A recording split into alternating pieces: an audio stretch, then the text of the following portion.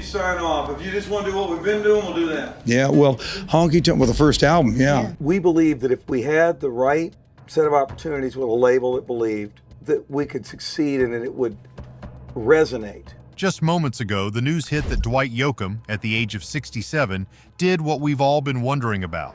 He suddenly stepped away from the limelight, leaving us all astounded. Famous for blending country with rock, his career was always shrouded in a touch of mystery.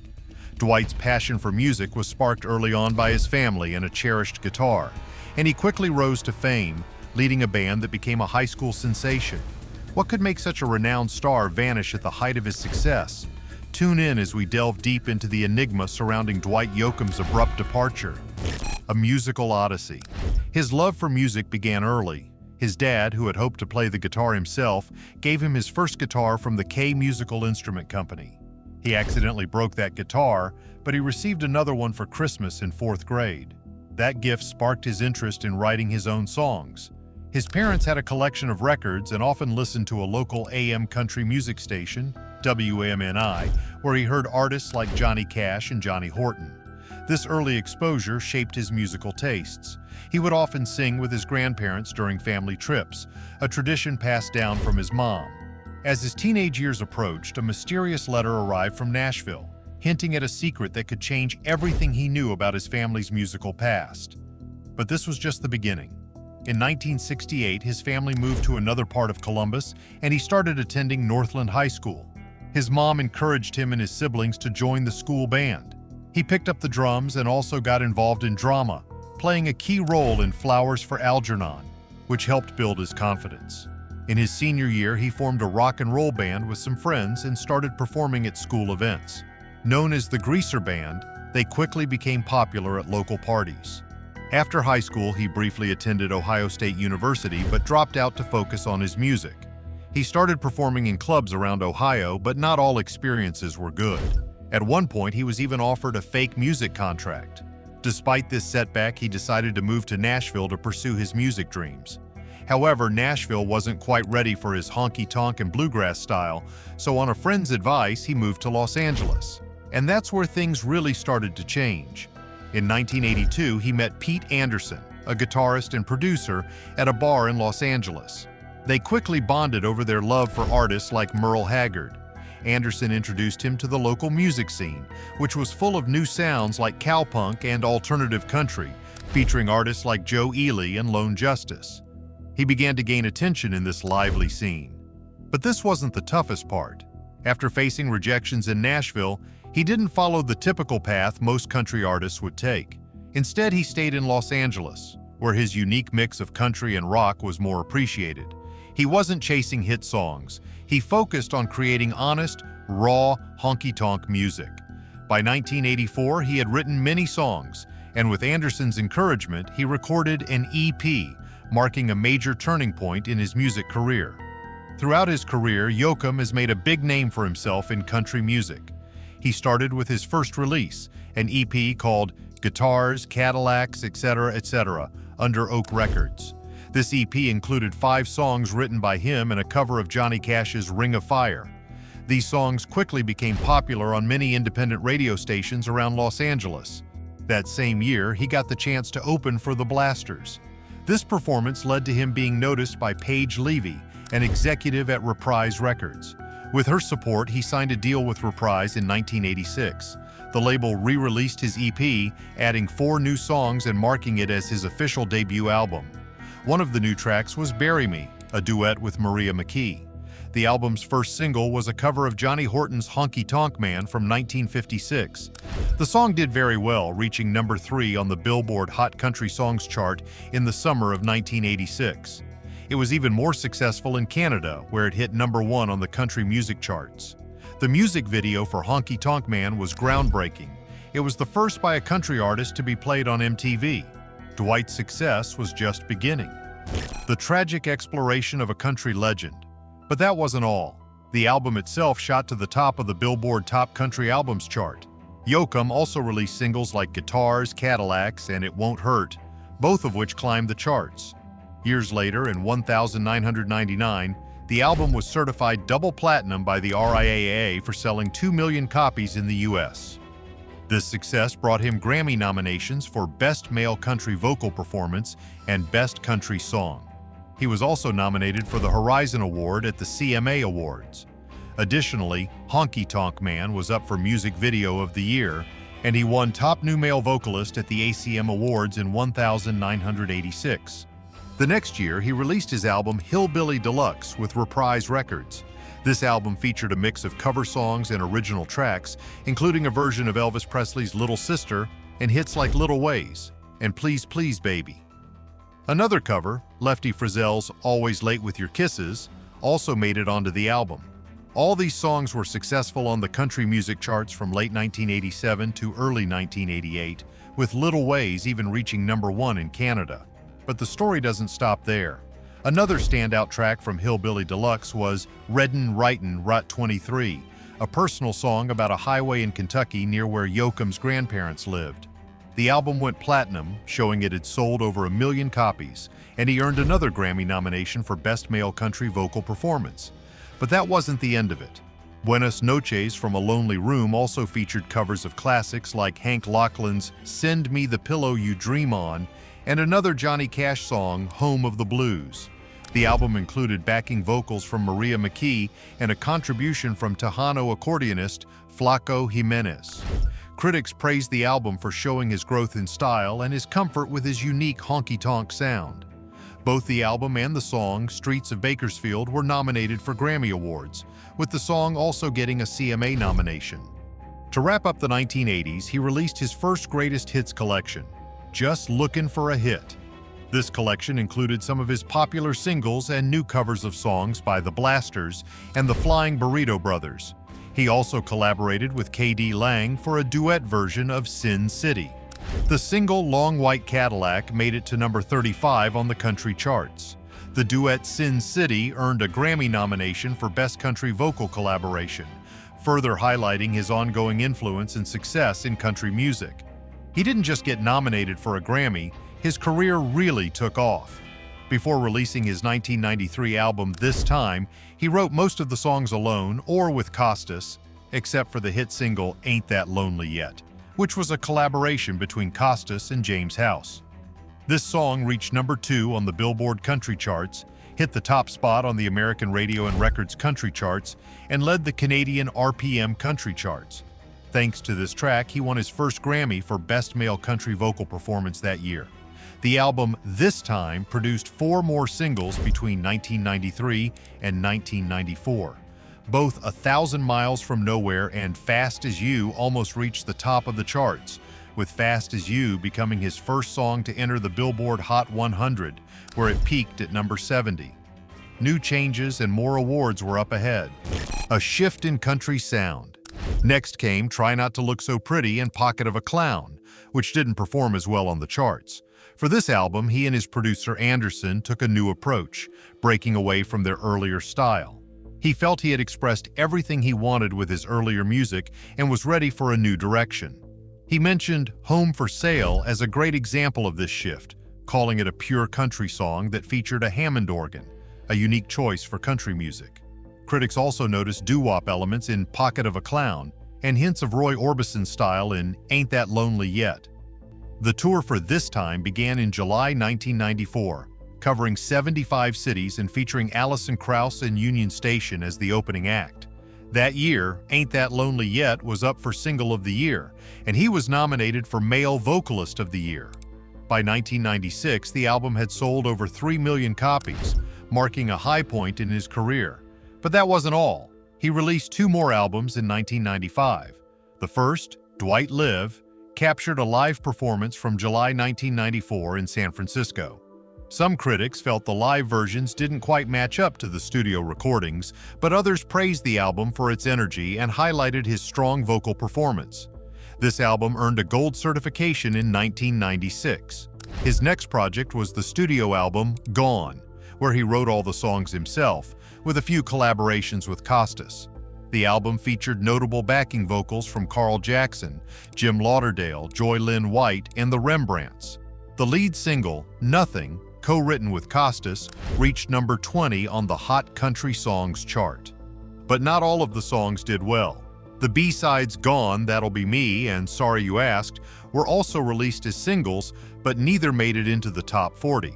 The album mixed many musical styles like rhythm and blues, mariachi, Tejano music, and psychedelic rock. Even though critics praised Gone, it didn't sell as well because it didn't get much radio play and the tour had lower attendance than expected. In 1997, he released Under the Covers, an album of cover songs. He had started working on this project even before Gone was released, including songs that had been on La Croix d'Amour. The only single from the album was a cover of the Everly Brothers' Claudette.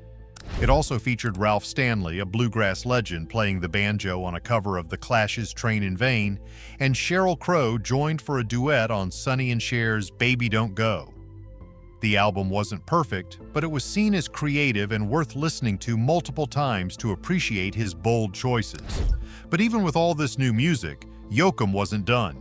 Later that same year, he released a Christmas album, Come On Christmas. He wrote the title track in Santa Can't Stay, while the rest of the album featured traditional Christmas songs like Away in a Manger and Silver Bells. While the album didn't break any new ground, it offered fun and cheerful holiday music, according to Tom Owens of AllMusic. Between 1995 and 1997, he received 3 Grammy nominations in a row for Best Male Country Vocal Performance. In the mid-90s, his songs Pocket of a Clown, 1,000 Miles from Nowhere, and Nothing were all up for awards. From 1996 to 1998, he was also nominated several times for Best Country Album. His albums Dwight Live, Gone, and Under the Covers were recognized during this time. After these achievements, he released a new album in 1998 called A Long Way Home.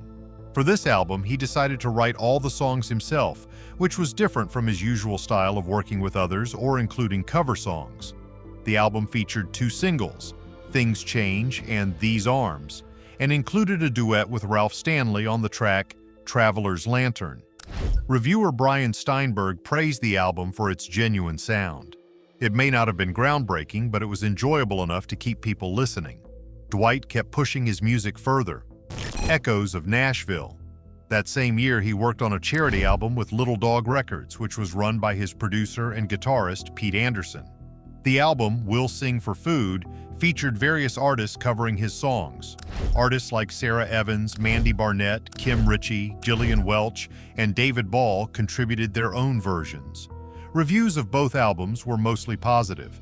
A Long Way Home was praised for its mix of fresh and classic sounds, while We'll Sing for Food was noted for its creative covers. However, Steinberg had some mixed feelings about We'll Sing for Food, saying that some performances were excellent while others felt too similar to each other. In 1998, he also participated in A Tribute to Tradition, a collection by Columbia Records celebrating the country music of the 60s and 70s. He sang Same Old Train with other country stars like Earl Scruggs, Merle Haggard, Clint Black, and Randy Travis. The song stayed on the Hot Country Songs chart for 5 weeks, won a Grammy for Best Country Collaboration with Vocals, and was nominated for a CMA Vocal Event of the Year. As the decade ended, he released a compilation called Last Chance for 1,000 Years, Dwight Yoakam's greatest hits from the 90s. This collection featured his popular songs from the 90s and 3 new ones. For a while, he seemed to vanish from the spotlight, leaving people wondering where he went.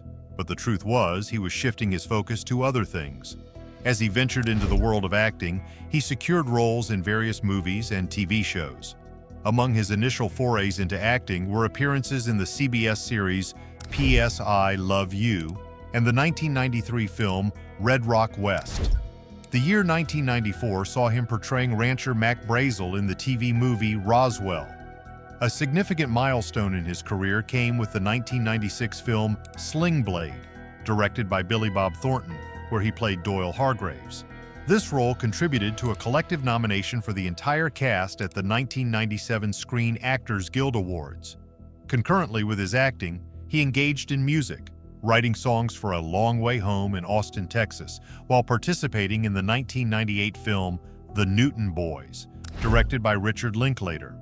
This period marked a blend of his acting pursuits with his musical aspirations, showcasing his versatility in both fields. The following year, he starred in the thriller The Minus Man with Sheryl Crow. In 2000, he took on multiple roles as co-writer, director, and lead actor in the Western film South of Heaven, West of Hell. He even provided the soundtrack for the movie. Despite all his creative efforts, the film did not do well financially. This led to legal issues with crew members, and he had to let go of Pete Anderson from his band to save money. Music reviewer Zach Johnson praised the soundtrack, but felt the dialogue from the film that was included with the songs was a bit distracting. In 2002, he appeared in Panic Room, directed by David Fincher. He mentioned that acting felt a lot like music because both require repeating performances over and over again. His music brings together many different styles like rockabilly, honky-tonk, and country rock. He draws a lot from traditional styles, especially those linked to the Bakersfield sound, which helps him stand out from the more polished, pop-style country music coming out of Nashville. Music critics like Colin Larkin from the Virgin Encyclopedia of Country Music have noticed how he leans into classic honky-tonk themes, much like the legends Buck Owens and Lefty Frizzell. Stephen Thomas Erlewine from AllMusic describes his style as a return to the roots of honky-tonk and Bakersfield country. This makes him a key figure in bringing back traditional country music in the late 1980s. Fans love how he blends the raw, genuine feel of country with a bit of rock flair. Tom Jurek, also from AllMusic, highlighted the importance of Pete Anderson's electric guitar in his music, which recalls the sounds of Don Rich from Buck Owens' band, the Buckaroos. Dwight's songwriting took center stage. The evolution of a songwriter. When it comes to songwriting, he has a unique way of doing things. In an interview with Al Caudell from American Songwriter, he explained that he usually starts with a melody and an emotional tone rather than telling a story in a straight line. He builds his songs around a main theme or idea, sometimes working on parts out of order to keep his creativity fresh. He also says that his childhood and early exposure to bluegrass music had a big impact on his songwriting. He loves how bluegrass mixes happy tunes with deep, often sad lyrics, creating a rich emotional blend. Cindy Hulsela from The Gavin Report noted that this contrast is a big part of his music, which attracts listeners from all sorts of backgrounds, from older country fans to younger punk rock enthusiasts. But this wasn't the only reason for his widespread appeal. In the early 1990s, people noticed that his concerts drew a diverse crowd, from those who loved old-school country to those who usually preferred alternative music. Richard Crommelin from the Los Angeles Times described Yoakam as a thoughtful, quiet type, a bit like a rock musician in some ways. While Yoakam admits to being very analytical, he tries hard to pour more emotion into his songwriting so his music can connect with people on a deeper level. His career has had its share of ups and downs, especially when he's been openly critical of the mainstream country music industry. He's spoken out against practices at places like Columbia Records and even MTV, which initially didn't want to play country music videos. Over time, he realized that being too outspoken could hold him back creatively, so he decided to focus more on his art. His onstage style also makes a statement. He often wears classic country gear like Stetson hats, which ties him to country legends like Don Williams. At the beginning of his career, people noticed his retro, cool vibe, with his decorated jeans and a style that had a bit of a rock and roll edge. Some even questioned if he was truly a country artist. But as Alana Nash noted in her review, Yoakam proved he was the real deal with his third album, filled with classic country themes like love, betrayal, and revenge, all deeply rooted in the hillbilly tradition. His choice of worn-out jeans further shows his connection to a more rugged, authentic country style. Dwight Yoakam stood out with his style that reminded people of the Flying Burrito Brothers, and he was known for wearing a really big cowboy hat. This unique look attracted fans from all kinds of backgrounds: punk rockers, rockabilly fans, and die-hard honky-tonk lovers. Leonard Running from the Rapid City Journal described Yoakam's singing as having a unique, almost yodel-like sound. Another critic from No Depression magazine noted the clarity and sweetness of his voice, saying it was both accurate and sometimes full of deep emotion, especially in songs like Try Not to Look So Pretty. J.D. Considine from the Baltimore Sun praised Yoakam's high-pitched, sorrowful style and his unique nasal tone. Country music experts from the Encyclopedia of Country Music found his twangy voice captivating for country radio listeners. They pointed out that he was successful in reaching mainstream country audiences, unlike some of his peers like Lyle Lovett and Steve Earle. These experts also noted that the general country audience seemed to prefer his sound with its distorted guitars over more subtle, ironic lyrics. But despite his success and good looks, Dwight's love life was a different story. Talking about the connections between musicians and their music can help us understand the complicated lives they lead behind the scenes. Dwight faced rejection not just from Nashville and Hollywood, but also in his personal life. He seemed caught between two worlds, too country for Hollywood and too rock and roll for Nashville. This might have played a part in his struggles with romance. It was quite a surprise when Sharon Stone, famous for her roles in Total Recall and Basic Instinct, showed up with Dwight at the 1992 Academy Awards. Even though Dwight was wearing his trademark cowboy gear and had just won a Grammy, their relationship quickly went downhill. Sharon reportedly said that kissing him was like eating a dirt sandwich. This short-lived romance showed Dwight that dating in the spotlight was like trying to swim with sharks. What do you think? Does the public scrutiny of celebrities' personal lives unfairly influence our perception of their music? Don't forget to like, leave your thoughts in the comments, and subscribe for more intriguing discussions.